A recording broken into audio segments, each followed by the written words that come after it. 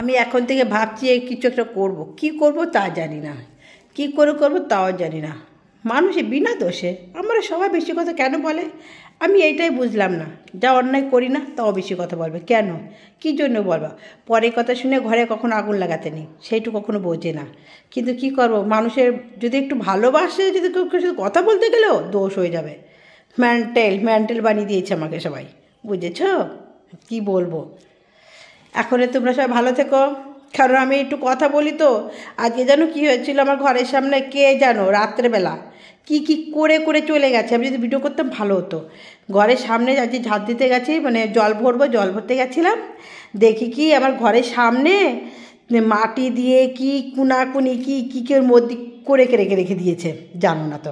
ভিডিওটা করলে ভালো হতো। তো মেজদা বললো করলি না কেন, আমি কী করবো, তারপরে কি করব, ঝাঁটা দিয়ে ফেলে দিয়েছি সব, যে গন্ধা কী করে চলে গেছে, মাটি চুটি দিয়ে টিয়ে যে করেছে ভগবান যেন তার উপরে চলে যায়, ব্যাস। আর কি বলবো। যাই হোক, যে যা করেছে করুক, ওতে আমার কোনো আপত্তি নাই। যেরকম করবে সেরকম ভরবে, আমার কী হবে বলো। তা কেমন আছে তোমরা সবাই? ভালো আছো? আমিও ভালো আছি। আর ভালো থেকো সবাই, আমিও খুব ভালো। আর মিথ্যে কথা, মানুষের কথা শুনে মানুষে আমাকে ঘরের সামনে তো ভালো ভালো মানুষ আছে, তো কথা বলি না, চুপচাপ থাকি, জল আনতে যায় না, বাজারঘাট করে টোরে চলে আসি, পাগল বলে সবাই, বুঝেছ? খুব ভালো বলে। তা এইটুক বুদ্ধি নেই যে মানুষের কথা শুনে মানুষে আরেকজন উল্টো কথা বলে।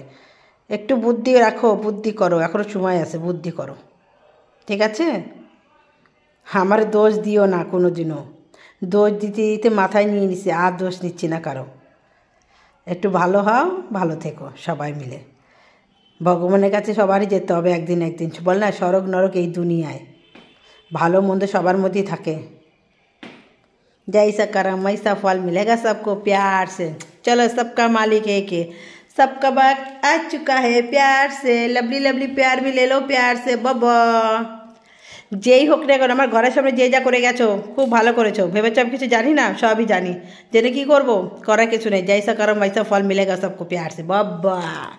राधे राधे, जय श्री राम, हर हर महादेव।